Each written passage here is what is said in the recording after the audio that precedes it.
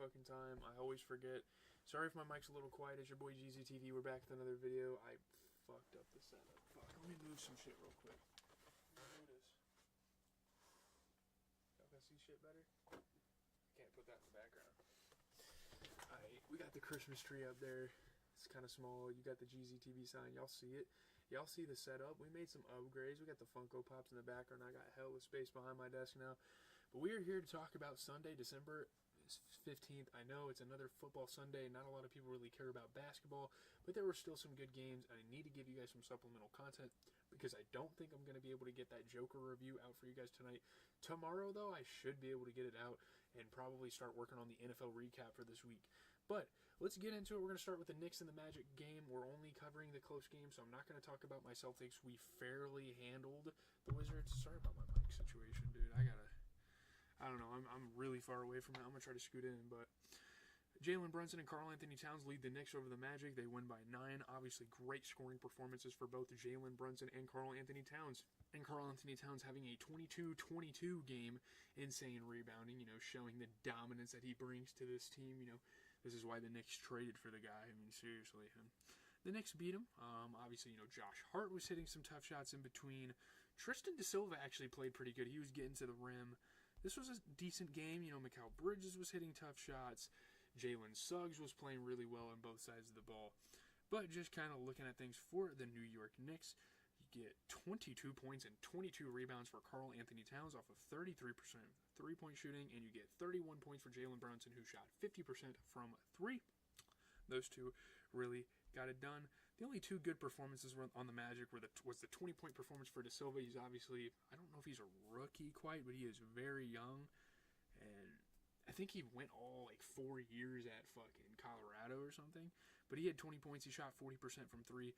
Insane, breakout, once in a blue moon game you get from Mo Wagner. He put up 32 points. He shot 67%. That's phenomenal. Obviously, they don't have a lot of their guys, and Wendell Carter Jr. definitely struggled this game. They need more from him offensively.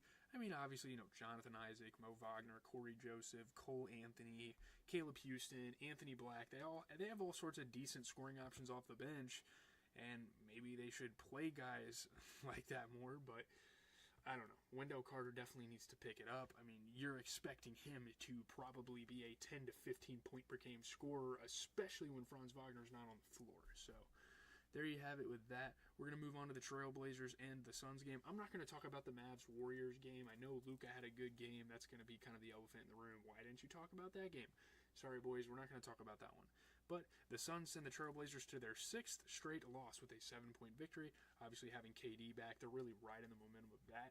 He's going to get it done. Great scoring for Devin Booker tonight. And, yeah, obviously, the Trailblazers are pretty down bad. That's kind of one of the tank teams, one of the teams you kind of expect to wait out for a draft pick. Devin Booker just doing it all, hitting threes. Really good game here. Obviously, Shaedon Sharpe was showing his youthfulness and his athleticism here and there. Josh Okogie was getting to the rim. But, yeah, Shaedon Sharpe was really the bright spot there for the Trailblazers. He played pretty decent, had a couple tough shots.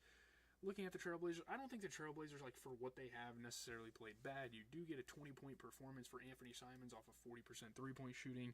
Maybe some bench support would have been nice. Scoot Henderson kind of being a little inconsistent off the bench. It would have been nice if he played a little bit better. I don't know, maybe give Jarris Walker some more minutes over him, try some stuff out. Again, I know they're probably tanking, and they probably don't give a shit. But there you have it.